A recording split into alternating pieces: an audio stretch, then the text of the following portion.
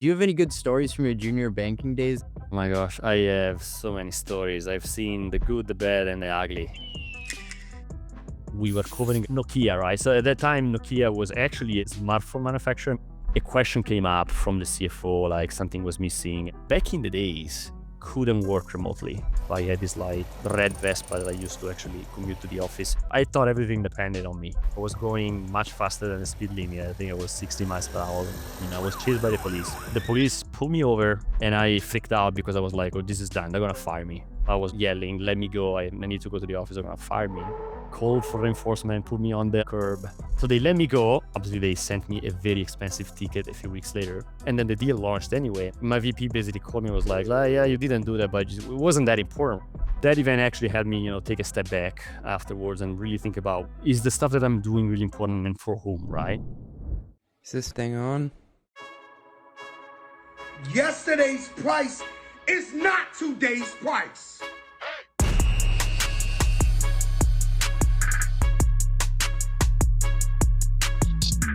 Welcome back to Run the Numbers, the show where we talk with the world's top CFOs and finance leaders. I'm CJ, a tech CFO, and my goal is to unpack the frameworks and operating principles that make you better at your job. On today's show, I'm speaking with my friend Federico Acabbi. Federico is an investment banker at RBC, where he covers cybersecurity and infrastructure software. These are two areas that sit right at the center of the current technology investment cycle. On this episode, we go deep on why horizontal software has been under pressure, why cybersecurity spending continues to hold up, and how AI is reshaping both the threat landscape and the tools used to defend against it. We also touch on what it actually takes to go public today, the revenue scale, market cap, and investor expectations companies need to meet before considering an IPO, and why the public markets may be more and more selective going forward. And finally, we talk about the IPO process and how it really works. What investment banks do behind the scenes, from diligence and roadshows to underwriting and pricing, and how banks make money on these deals. If you like the show, please remember to like and subscribe. It helps us with the algorithmic overlords. And if you're looking to hire the best finance talent, I've got you covered. I run a recruiting service that pairs you with thoughtful, qualified candidates from our warm community of finance leaders, the type of people who think about CAC payback period on weekends. If that's of interest, shoot me an email at talent@mostlymetrics.com and we can talk. On to today's episode with Federico. Federico, my friend, thank you so much for joining me on the podcast. I am excited to be here, CJ. Thank you for having me. I feel like this has been a long time coming because we met originally when I was at a private cybersecurity company, and you've made quite your name for yourself covering cyber and infrastructure software now at RBC. So we're recording this in the last week of February. I think this will come out mid-March. So just disclaimer, like if SaaS companies start trading at 1x forward revenue, we recorded this a couple of weeks prior. You never know what's going to happen these days with Claude and the like. But break it down for me. How are you thinking about the investability of the broader software category right now? Obviously, we are in a risk-off environment right now. Everything is in the red, and it's crazy, right? So if you are in software and even remotely, software is not going to die. We're sure of that. I think the investors have to go through this exercise now. The next wave would be figuring out, really spending time figuring out who the winner and the losers will be. The more I'm spending time on this, I know everything is changing so fast, but you have to go through this matrix, I think, of AI risk, AI opportunity and tailwinds, and just plot software companies there. And this goes across vertical, horizontal, cyber, because you're going to have some winners and losers there. You have to figure out what the moats really are. You may find companies are in these, AI tailwind, quadrant, and everything is going to be fine because they are so embedded in infrastructure. They have all this data, all these moats. Some others are, way more challenged, and there are way more risks than opportunities. But the vast majority will be in this camp where, there are threats, but there are also a lot of opportunities. And the question is, will they be able to execute and go through this change management exercise, which is actually pretty difficult to do. It's difficult to change how people, behave. There's a runway that some of these companies clearly have to change. And the bet is like on these names, so they're going to actually make it. I'm coming out more positive around some of the system of records that we have in software, not because they are insulated. There's a ton of risk there, but I think they have a longer runway than most of the other companies. If you're thinking about Fortune 100, Fortune 500 companies that are deploying big enterprise software system of records, not a chance they're going to rip and replace those. But when you're going to get into a renewal conversation with these guys, it's going to be very different from, what they discussed 1 or 2 years ago. The procurement universe is changing in 2026. It's not what it was in 24 and 25. And so one of the big sources of expansion, net retention was usually we can actually dump a 10% increase on the renewal price because you're never going to rip and replace us. Never going to happen again. Usually, within the IT budget, software is a pretty sizable part of it. For a large, complex hybrid enterprise, we're getting into like maybe 20% of that. That portion has grown much faster than the IT budgets, but it's kind of slowing down to a point where I think when you're going into these renewal discussions, it's more about the negotiating power is actually it's actually shifting to the customer now that says, look, I'm probably using 10, 20% of your features. Obviously, yeah, I'm benefiting from all the data and the history that you have collected from me, but I don't need to spend more. I can actually vibe code on top of your platform, some of the workflows that are actually much more specific to what I do as an enterprise, right? So why should I pay more? I think that the growth prospects for a lot of these companies is definitely going to be different going forward. That doesn't mean they're going to go away, but they have this runway. They have to figure things out. Meaning that I think they will have teams, they probably have teams right now, they are re-architecting their system of records, so they're going to be AI native. This is not sprinkling AI on top of what they have. It's just like re-architecting everything. They have to do it. Question is like, are they going to go full Jack Dorsey on it and just like 50% off, the employees because they want to change the culture? Can they do that with less than that? Because there's also this, bloated argument out there. Cyber keeps coming up as the CFO's number 2 investment priority behind AI. I think a lot of people are forgetting that, oh, well, what's number 2 on the list after AI? It's cyber, actually. Are you seeing cyber budgets going up or down? They're actually going up.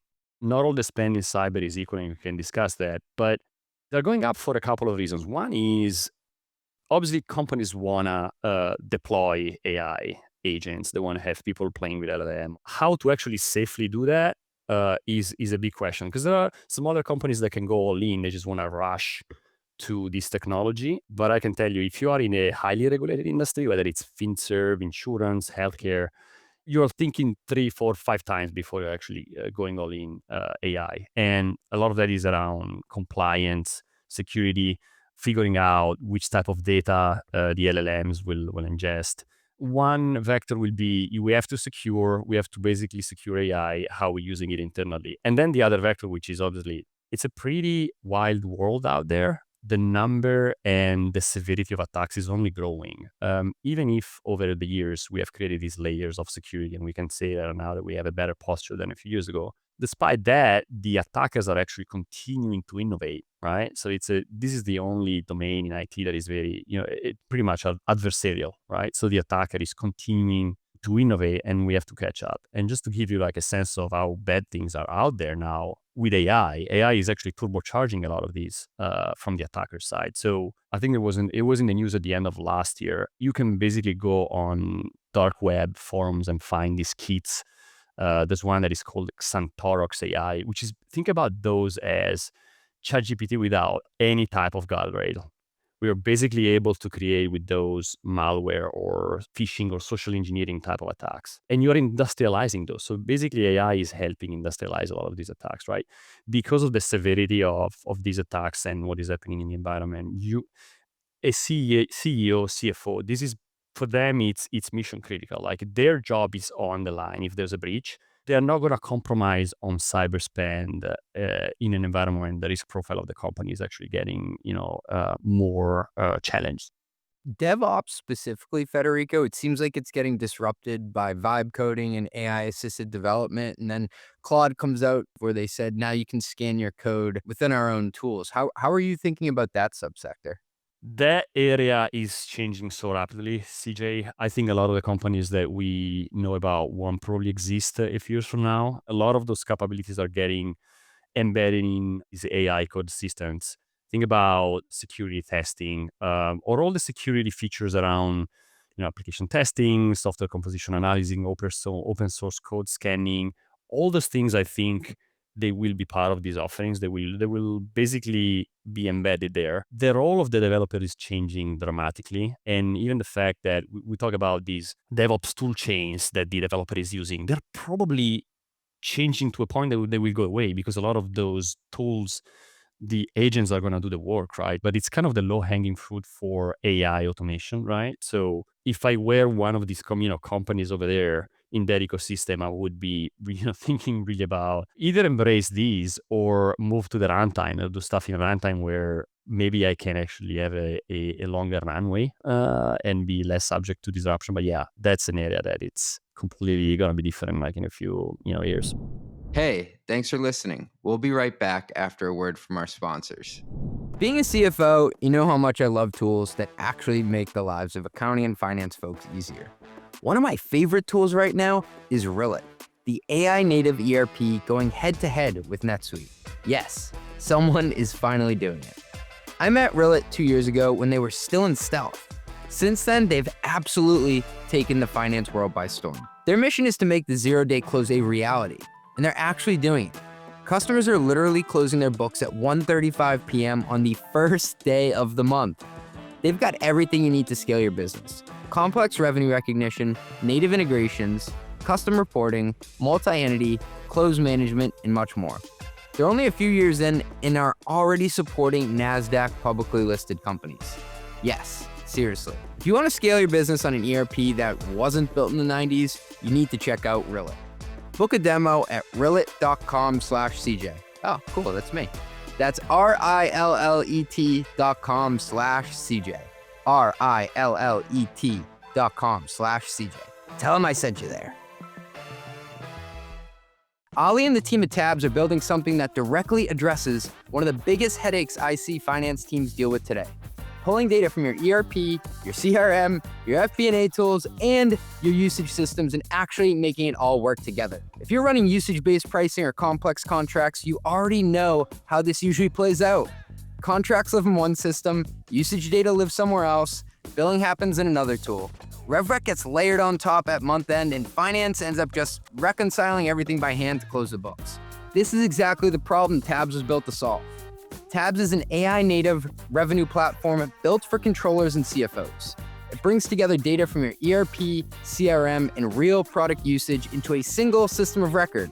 From there, it automates billing, collections, and revenue recognition without finance having to duct tape workflows together every month. If usage-based revenue is core to your business, this is the future of how billing and RevRec get done. Go check them out at tabs.com/run. That's tabs.com/run. We've all been burned. We've all bought that enterprise planning tool that promised the world, only to realize 6 months later that we've basically taken on a second full-time job just to keep the software running. I want to talk about a company that was built specifically to kill that cycle: Abacum. I actually remember my very first conversation with their founder and CEO, Julio Martinez, over 3 years ago. Back then, they were just starting out in Spain. Fast forward to today, Julio moved the home base to NYC, and they're the engine behind finance teams at Strava, Replit, and JG Wentworth. Abacum doesn't turn you into a software admin. The integrations are actually self-service. You don't need a $300 an hour consultant to plug in your ERP or HRIS, and they're doing AI in a way that actually impacts the things FP&A teams are doing every day. Things like creating variance summaries, building formulas, and modeling scenarios. If you're scaling fast and you're trying to avoid that legacy platform trap, Abacum is the move. They're building the future of our tech stack, and they're doing it with a CFO's perspective. Go to abacum.ai to see it for yourself. That is abacum.ai. Now we got context kind of on the areas that you focus on day to day. What me and you trade emails on all the time is the IPO landscape. And it's funny because when we were planning a month ago for this podcast, Federico, I thought we were going to be rip-roaring through how many companies are going to IPO this year, but it's changed in just a couple of weeks here. But it still does beg the question: when is the right time for a company to go public in terms of scale, and what metrics do you need to have in place? So scale is getting larger and larger. And I'll give you like a few numbers, but I think in 25 we had 22 IPOs. The median revenue was 800 millions. Didn't really change much from 2024. And if you go back to 2020, it used to be between 400 and 500. And, I did myself, but I did IPOs back in, 2013, 2014. So think about companies like Five9, CyberArk, Imprivata, all those companies. It was normal for them to be in that 100 million to 200 million range. That was the standard, in those times. And obviously with that scale, the market cap is changing as well and getting larger. The media market cap for tech IPOs in 2025 was around 5 billion. It used to be larger a few years ago during the pandemic, obviously, because of the frothiness and the valuation environment. I think that median was around 7 billion. But there's a wide dispersion in terms of the market cap range, right? So you can still have, sub $5 billion dollar IPO. In 2020, I think, when we're talking about this 7 billion average, if you're taking the bottom quartile of those IPOs in terms of scale, 1 billion was the median there. 10 years ago, the bottom quartile of IPOs, we're talking about 500 million, right? So clearly scale is getting larger. My sense is that this trend is not going to stop. Private companies have been staying private for longer. They mature, they have a different scale, they have a different level of maturity and systems in place when they go public, I think. But there's going to be still room for the what we call this mid cap, which, some investors are actually starved for those because there have been so many take privates over the years, right? So with fewer companies in those areas. Now, the nature of investors investing in mid cap is going to be slightly different, but there's going to be appetite there. Since 2022, we still had 18 IPOs, sub 5 billion, right? And they did fine. Some of them obviously traded less fine than others due to some company-specific situations, but they didn't trade bad because of the scale per se, right? So there's still a market for those. It's just very selective, right? I mean, if you are small, you still have to demonstrate, this longevity of the business, the unit economics, the management team. So it's not only just growth, right, or profitability. Like, there are a lot of intangibles that matter a lot when you're going public. This might be a weird way of wording it, but is it dangerous to be out there in the stormy ocean if you're, I'll call it sub $10 billion market cap company? It just feels like there are a lot of these 3 billion to call it $6 or $7 billion tech companies that we thought were going to get out of the gates, and hopefully once they were fully traded, go up to like 15 billion, but instead they went the other direction. Again, the market will be selective, and I think it's gonna be supply issue than a demand issue. There are investors out there that can invest against these names, but companies, one of the reasons why they're waiting to be larger is they want to be in a better position to predict their business and, get into that beat and raise cadence on a quarterly basis. If you're smaller, you're just subject to these. Like, you miss a deal at the end of the quarter, and the quarter basically just like, narrow range, right? It doesn't take a lot in this market to disappoint investors, right? So you really want to be in that situation. Scale will give you that ability to navigate through these bumps in a much better way. So I think it's more of a supply issue than a demand issue. But there's room for these companies, like the high quality companies, even if they're small, they can grow from that scale. I mean, think about some of the names that became, double-digit billion companies. They were very small. They actually had a sub-billion dollar market cap back in 2015 or 14, right? So it's possible. So just to play it back, we've gone from an era where you could IPO around 100 million in revenue to then 500 million was kind of the sweet spot. Now you're seeing closer to 800 million. That's what we see. And by the way, this year, right, things are going to go to the extreme. Like, you have the SpaceX and the OpenAIs of the world, and who knows about Anthropic, right? We're talking about mega global IPOs, jumbo IPOs. I don't even know how to categorize those. 50 billion plus. We've never seen anything like that. It's double the size of the largest, right? So those will skew the metrics towards obviously the larger side. And obviously, if you're small and you're thinking about going public, assuming that everything, like, you check all the boxes from an investor perspective, obviously you don't want to go against these, large IPOs that will suck the air out of the room. So timing will also be a factor. But yeah, this year, the fewer larger will continue to be a theme, and I don't think it's going to change even in the next year. So we're seeing companies like Figma that are now down 80% from their peak after their day one pop. There are a number of other companies that went out and are trading down. Navan is down, Chime is down, quite a few of them. Wealthfront is down. As a person on the inside, you kind of see what goes down. How common is it for founders to trade some of their shares and sell them off at IPO versus having to wait for the 180-day lockup like the rest of the employees? It is actually very common, and there's nothing against that. Now, they're not going to sell a ton of their stake. we're talking about probably 2-3% or a little more than that in terms of their voting share. But I think we have seen that in many situations recently. We've seen it for Figma, we've seen that for others. Even when we do private capital raise, it's normal to have a secondary component for some of the founders. I mean, we're talking about people that have been doing this for like 10 years, 15 years, and they want to put food on the table. I think it's normal, and investors have seen that, and it hasn't changed from the past. Like, there are no different trends that we see. It's they usually they monetize a little bit of their stake. There's nothing against that. And I think the median time to IPO last year was 14 years from founding to IPO. Yeah, and it used to be like 10, less than that, and now it's getting to 14. Look, you have the secondaries out there, right? So you can actually stay private for longer. You can find new investors that come in and clean the cap table a little bit, and obviously you give your employees some liquidity because they have their own needs, right? So the world is changing a little bit, and the question is, okay, is it worth to go public? Like, there are clearly some benefits in going public. For some of the guys that are very, capital intensive out there, like OpenAI, they need to go public because they need to find new pockets of capital. So it goes without saying. But I think, even for smaller private companies, the IPO is still, you get the brand with that, the maturity level with that.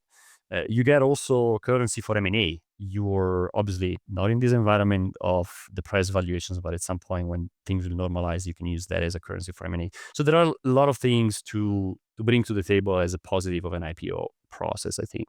I was talking to Howard Wilson, CFO of PagerDuty, and they IPO'd when they were only just above 100 million in revenue. And I asked, what pushed you to do that? And he said, well, for us, we're critical infrastructure to a lot of these companies. They want to be able to see that we're a going concern and that we're transparent about our business. And that was something that I hadn't anticipated. I had looked at it very much as like you go on a prom, it's like a marketing event for the enterprise. But to many of these companies, like you mentioned, it is allowing the customers to feel confident in your infrastructure, among other items. In the past, you went public and it was a way for recruit people and talent. Now, I don't think it's the main reason, because especially young generation are more attracted by the upside they can get in private companies. Having that muscle inside the organization of, reporting on a quarterly basis, those systems in place, there's a different level of maturity that is required. On the private markets and how much liquidity is there, this stat, Federico, it broke my brain this morning because I was doing some research on it. So in 2024, there was $150 billion of secondary transactions. They just came out with the numbers for 2025. It's coming at $230 billion in secondary dollars of liquidity. The public markets, they produced $40 billion in liquidity. So it's more than 5 times larger in the secondary markets now. It's a brave new world. We have been starved for issuance for a while, and so that's probably the main reason. But yeah, you also have new companies and an entire infrastructure out there to provide flexibility in terms of capital and secondaries, right? So that's basically a competition to the IPO market. Because of the number of companies that are going to stay private for longer, I think it's absolutely needed. It's a necessity to have that, right? Because not all of those companies are going to go public. So be real with us. How many companies in a good market do you think we can digest?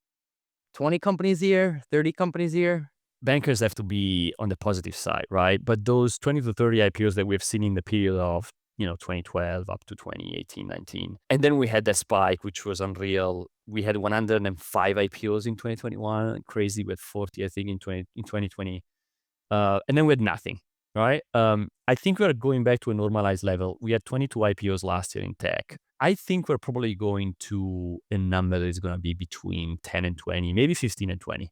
And that's going to be a more steady state number. Look, the last 10 price technology IPOs, they were oversubscribed by a factor of 10x or plus, right? So there's the capital out there for these. We're talking about global IPOs here, right? SpaceX, others, 50 billion plus. The pockets of capital will change. I think they have to be more global. You're going to go abroad and you'll try to attract capital from sovereign wealth funds. So it's going to be different. But I think there's enough to meet the supply for sure. They're not going to be constrained. So just reflecting on that, if fewer and larger, more mature companies are going public, how do you think that changes the type of investor that you attract compared to a smaller mid-cap IPO?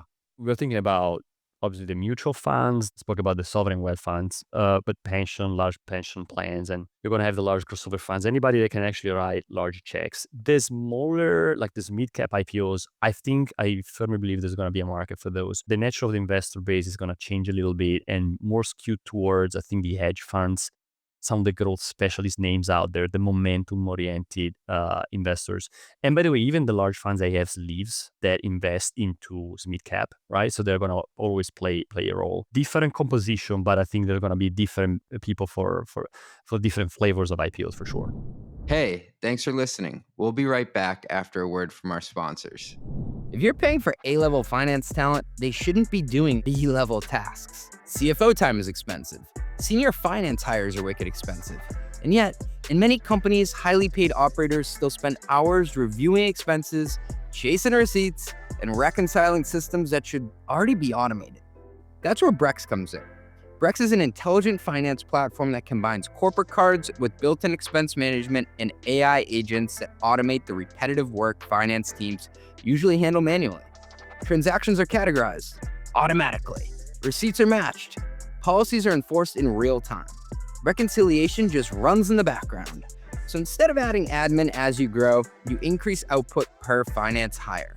Brex is already automating hundreds of thousands of hours of manual finance work every month across 35,000 companies, including Anthropic, Coinbase, and DoorDash.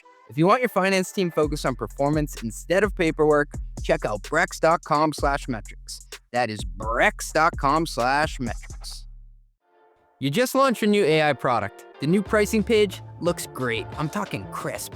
But behind it, last-minute glued code, messy spreadsheets, and running ad hoc queries to figure out what to bill. Customers get invoices they can't understand. Engineers are chasing billing bugs. Finance can't close the books. Well, with Metronome, you hand it all off to the real-time billing infrastructure that just works. Reliable, flexible, and built to grow with you. They turn raw usage events into accurate invoices, give customers bills they actually understand, and keep every team in sync in real time. Whether you're launching usage-based pricing, managing enterprise contracts, or rolling out new AI services, Metronome does the heavy lifting so you can focus on your product, not your billing. That's why some of the fastest growing companies in the world like OpenAI and Anthropic run their billing on Metronome. Visit metronome.com to learn more. That's metronome.com. Here's a growth tax nobody talks about. Every new monetization model you ship creates a nightmare for your finance team. Add usage-based pricing? Now you're tracking consumption against commitments. Launch product bundles? That's multiple performance obligations per contract. Offer mid-cycle upgrades? Woo! Good luck reallocating revenue manually. But that's exactly where RightRev shines. RightRev is the revenue recognition engine built for companies that can't afford to let accounting slow down growth. When your rev rec is automated, your product team can ship new pricing without asking finance for permission. And your sales team can close creative deals without worrying about downstream chaos. To get up on my CFO soapbox for a sec, I love talking about creative pricing models, hybrid pricing, credits, tiered usage. But I've seen too many companies where the sales team is celebrating a huge quarter while finance is still trying to figure out how to recognize half of it. In a world where your pricing model might change 3 times next year, that flexibility is everything. If you want to scale your monetization without breaking your books, visit RightRev.com. That's RightRev.com, where modern monetization meets bulletproof accounting. Federico, if you'll humor me for a second, can you speak to the role of mutual funds in IPOs? Because a lot of the people listening, they come from the private markets dealing with VCs and private equity money. They may not realize how deep these pockets are for some of these mutual funds. They're very deep and they are long-term oriented holders that will give stability over the long run to stocks. So when you're thinking about an issuance, you're a CFO of a company, you're thinking about an issuance, you're going public, we can talk about the role of the bank and how you actually put together what is called like the book, right? There's always a component of the long-oriented guys that you want to have, the believers in the stock. There will be, the mutual funds are in there. They have very, very deep pockets. You also have some of the more kind of momentum-oriented or the hedge funds guys. They are an important part of the ecosystem because they provide liquidity, right? So the mutual funds get in, they usually maintain these positions for a long number of years. Hedge funds, you don't want to create the entire book on an hedge fund, obviously on hedge fund type of investors, but they will be in and out of the stock and provide the liquidity that is also important. So it's a balance. I like how you said that the hedge funds play a role in this, because some people take a pretty myopic view of it and they say, oh, they're just in it for a quick buck. They want to turn and burn, but you need liquidity if you want your shares to float. One of the key roles of a bank is also to provide kind of the stability in the aftermarket. And hedge funds are actually helping with that, honestly. They're not going to be the majority of your allocation in an IPO, but they're clearly a pretty healthy component. Well, it tees me up to the next thing that I was excited to talk to you about. I'm hoping you can walk us through what services a bank actually provides on an IPO, because I think a lot of people outside of finance, they don't fully understand the scope of the work. There's a lot of work that you put into an IPO process. And it starts, well, actually, way before you appoint your underwriters, right? Usually when you appoint the underwriters and you start the process with the banks, it's at least like a 6-month process. But all the preparation that also comes before that, right? The things that we were thinking about, getting the system in place, the people doing mock interviews, earnings interviews, figuring out that bid and raise cadence. You can do that with some banks as advisors before kicking off the process. You can also hire some dedicated IPO advisors, like names like ICR and Blueshore, help with that, with the preparation, right? And also they help with the banker selection. There's a syndicate of banks. So there's a group of banks that actually is appointed. They have different roles. You usually see in the prospectus the different roles of the underwriters. At the top, you have the active underwriters, the active book runners. And then you have, the more you go down, then you have the passive, then you have the co-managers. Most of the work is done at the top, the active book runners. And if you move to the left, you're going to have, usually the first name is the lead left bank. There could be more than one. There could be two co-leads. They do a lot of work around the preparation of the S1, for example, the prospectus from a regulatory perspective, the roadshow deck, so how you actually market the story to investors.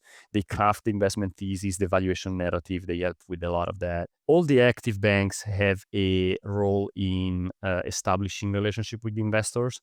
That is something that, people think about the roadshow as the moment you actually connect with investors. It starts way before that, right? There are a lot of touch points with investors over time. And obviously the leads will manage all the logistics around the roadshow. There's the book building when you actually get the orders and you create the book, right? Demand and supply, you create the curve, and then you have to allocate the shares. And it doesn't really stop there, the IPO, because there's a lot in the aftermarket that you have to provide as a bank, as an active bank. Usually the lead is more involved in this, but aftermarket support, when the stock goes down a certain level, you want to buy in the market to keep it, close to where the issue is. If actually there's the nice pop that we've seen in many IPOs in the past, all banks have the options to exercise the green shoe, which is basically you purchase more shares from the company and create more supply in the market. So you buy at the IPO price, but then you sell in the market to provide more supply, because there's a lot of demand. You want to, you don't want the price to jump too much, right? So these are all mitigating mechanism that we have. And there's also research coverage, which is very important. So there's a part of the bank, which is, the research analyst gets involved in the process early on, understands the story, understands how the model is put together, what the KPIs are. They have to go out and issue a report. The initiating coverage report usually comes out, I think, 25 days after the IPO. And then every quarter, they're out with their reports. We used to say as bankers, you as a CFO or a CEO, you date with the bankers, but then you get married with the research analyst. Because the research analyst is going to stay with you for the entirety of your public, life, the life of a public company, right? Underwriters are liable. Everything that is in the prospectus has to be complete, right? And so a lot of that is comes out of diligence sessions that underwriters start to have, before, when you kick off the process up until the confidential filing of the S1 to the SEC. But then even after that, right? Because the diligence has to be a continuous process, and you continuously want to understand if things are changed and if there are things that have to be disclosed in the S1, right, for completeness. I think people from the outside don't realize the diligence process that banks go through. There's legal work streams, IP, cyber, customer checks, export controls. It's pretty intensive. I was joking with you. I didn't know that you were doing customer checks in the background. Oh, it's very extensive, right? Anything that is missing, you're liable. You can be sued by shareholders if anything is not in there. And the way a bank can defend themselves is, the due diligence they've done during the process. So all these are sessions where you have, are deeply involved with the management, right? These are multiple hour sessions. You have issuer counsel is involved. You have the underwriter counsel that is involved. So you have legal guys, obviously, on both sides of the equation, and obviously you have bankers. You start to have a business and financial diligence, just understanding the business, the product, the financial diligence. But then you do a lot of around, as you say, legal, export controls. Where are you selling your products? Is there anybody in Iran, I don't know, or a sanctioned country that is downloading your software, right? What about your cybersecurity posture? Have you been subject to breaches or anything like that? If there are findings in the diligence, they have to be in the S1, right? There's actually the section of the risk section is one of the first risks after one of the first sections after the box, right? So you're going to put the findings over there. And it actually happened to me. We went through these diligence sessions in the past, and we had a situation where we had to disclose findings in the S1. You do a lot of customer diligence calls for enterprise B2B software. You want to talk to the customers. If you're doing a tech IPO, let's say it's consumer electronics, you're not going to go to the end customer, but you're actually interviewing distributors, manufacturers, partners. Like, you want to get a better sense of the product ecosystem, how it's put together. And those are diligence sessions where you also have the research that is involved. Because it's very important for them when they actually create their own reports and they have their own story, understand how the product is used, the advantages, the pros and cons. Like, they're not involved in a lot of the diligence that I talked to you about around legal and IP, but they definitely are. They have a central role on the customer diligence and vendor diligence. Talk to us about the roadshow, because you start with what you call a non-deal roadshow deck before the actual IPO roadshow. What's the difference between the two? So I mentioned you start to have relationships as a company with investors way before the IPO, right? So usually the CEO and the CFO starts to have these non-deal roadshows. So when the investors know that this is coming, you basically want to give them, updates around the company. Obviously, you want them to understand the narrative, right? You may have a bank that an advisor, it's not, still appointing in the IPO process as an underwriter, but helps taking management to New York and have a set of meetings with investors, or you may actually have the opportunity to attend conferences that these banks put together where you actually have a number of one-on-one meetings with investors. By the time you actually get into the IPO process, a lot of investors know about you. The NDRs there's a lot of flexibility if you're outside of the IPO process on what you can disclose to investors. Usually it's high-level stuff. I mean, obviously you want them to understand the mission, the product, the roadmap, and you give them some high-level overview of the financials, maybe, where you are from an ARR perspective. It may be stuff that you actually have on your press release, maybe it's public, but you don't go into projections or anything like that. When you actually start the IPO process, and obviously that's a highly regulated process, there's a period of time between the confidential filing of the S1 and the public flip. You're going back and forth with the SEC on changing the prospectus, right? You do 2 or 3 amendments. You have a few months before you actually decide to do the public flip so everybody can see the prospectus.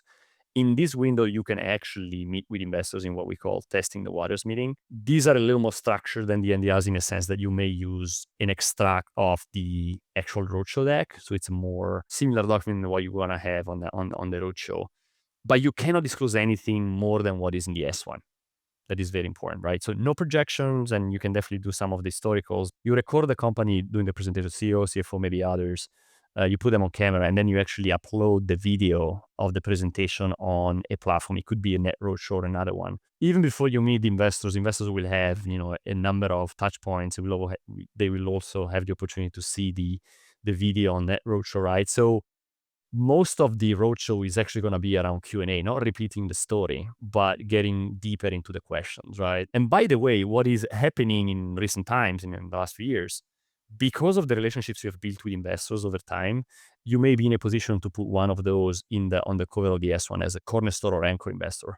They have developed such a confidence around the story that they may want to commit to buy some shares. So part of the offering will be already spoken for by this investor at the IPO price, and you can put it on the S1, which is a powerful message because it de-risks the IPO and it gives a lot of excitement to other investors. Okay, investor Y and X or X, is already on the S1. It means like this is like a good offering, right? So it creates momentum before the roadshow.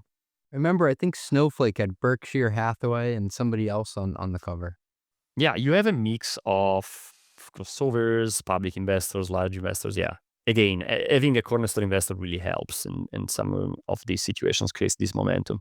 How has the roadshow format changed? Because it used to be private jets city to city. What's it like now, and what are the stops along the circuit? The roadshows back in the pre-pandemic era were usually 9 days. There was a private jet. And by the way, the cost of the private jet was actually, the bankers were paying for those. I mean, it was basically coming out of the underwriters' fees, but it was more of a necessity than like a discretionary, choice by management, because we were like a ping pong ball. Like we were going back and forth between the East Coast and the West Coast. Like in these 2 weeks, we were going back and forth at least twice between San Francisco and New York, and having stops in the Midwest, right? Everything was done in person. During the pandemic, the model shifted completely to it's all remote, it's all on Zoom, and it's in 6 days, and you can do everything.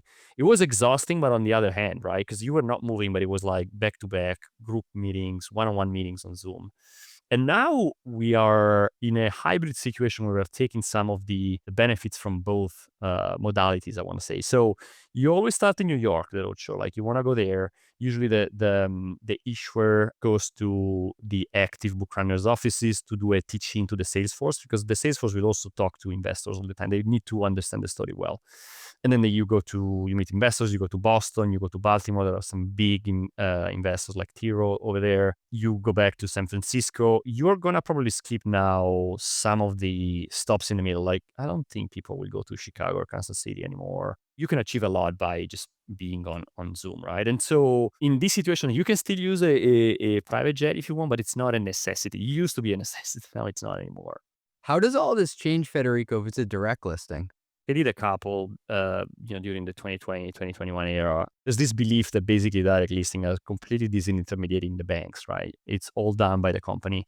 It's not true. I mean, banks still have a role in a direct listing, but it's different. You're not an underwriter. You're not doing like a ton of diligence. You're not doing investor meetings. You may facilitate some of the meetings, but they are done by the company that is trying to basically market themselves. What they do, they help you with the regulatory documents. The regulatory documents don't change. You still have to go through an S1. Maybe you're going through a roadshow deck anyway, right? So they can help with all that kind of stuff. They don't do aftermarket support, right? So if you're doing a direct listing, on the day of trading, it's really demand and supply, right? Wherever they meet, you start to trade at that point. But there's no aftermarket support, so you can actually, go through pretty large swings. Companies were doing direct listings because they wanted to avoid some of the fees to the underwriters. Yeah, you're still paying your advisors less than what you pay like a full syndicate, because you don't need all those banks, but you're still paying your advisors for what they do. And you also wanted to avoid that pop, right? That underpricing, on day one. I think the direct listing made sense for, secondary shares. They were all basically existing shareholders selling existing shares, not primary shares, not new shares to the new capital to the company. I know that the rules have changed in 2021, so now you can do primaries in direct listing, but we haven't seen any of those. The reason why a SpaceX or an OpenAI will not do a direct listing is because the sheer volume of capital that they need. I think they need that distribution that banks actually can give you, because otherwise it's like if you are alone, it's you, right? As a company that have to go to the all the institutional investors. It's a lot of work. I mean, banks will give you that distribution channel to pockets of capital, and so that's why they will go to an IPO and not a direct listing. I'm still trying to figure out why a company would want to do a direct listing. So I think Spotify was a big one, if I have it right. Asana was a big one. Yeah, Palantir is another one.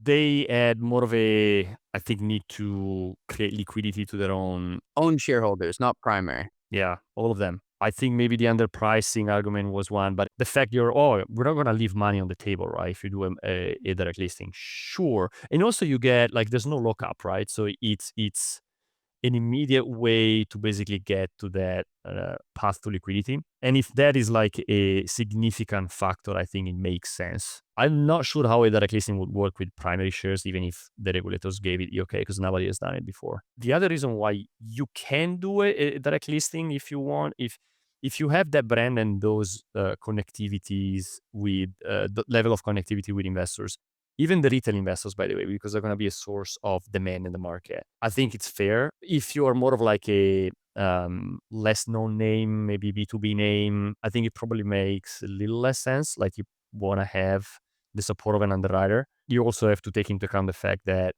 as an investor, not having an underwriter means that you don't have the same level of scrutiny around diligence that I told you about.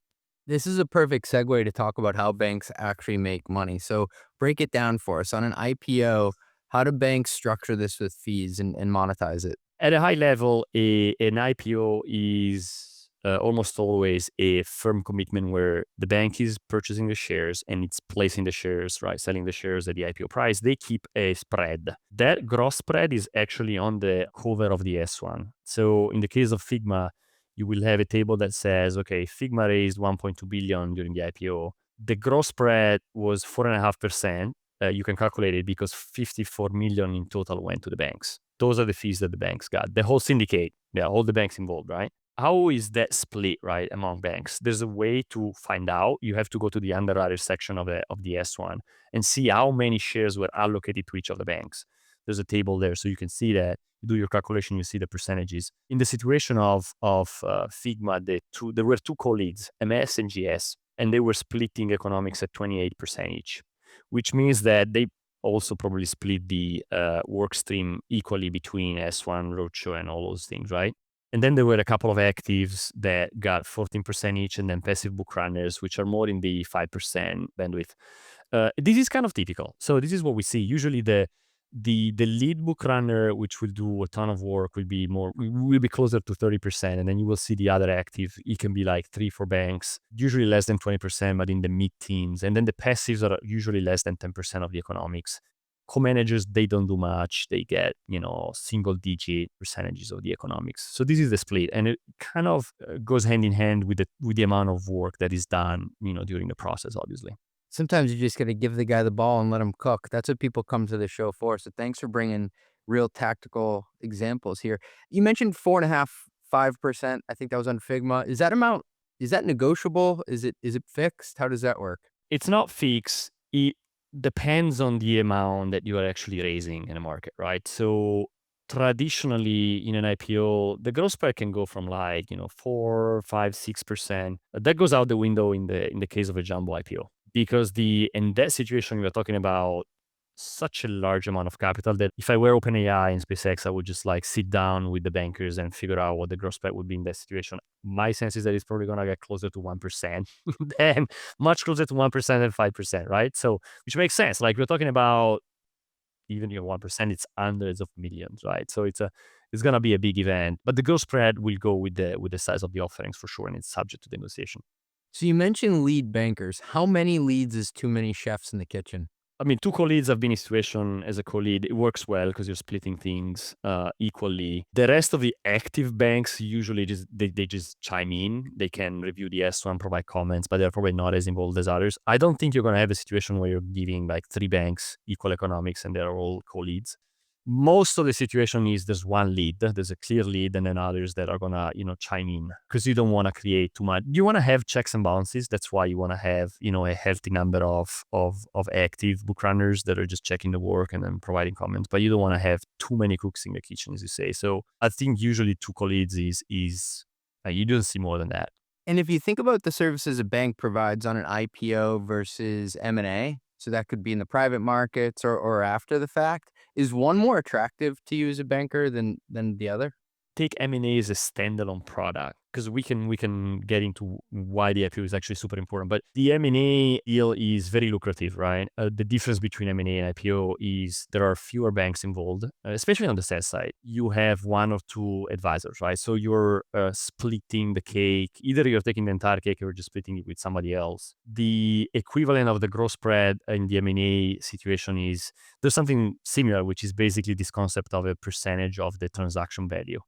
And we're not talking about, 4 or 5%. You're depending on the size. It's actually something that is smaller. It can be 1% if your transaction value is around 1 billion plus. There's a ton of precedent analysis there. But because you are the only advisor, the lead advisor, or there's only another bank involved, it's very lucrative, right? So you're getting the full pie or the majority of the pie. The other thing is, from a profitability perspective, there are fewer people involved usually in an M&A deal than in an IPO deal.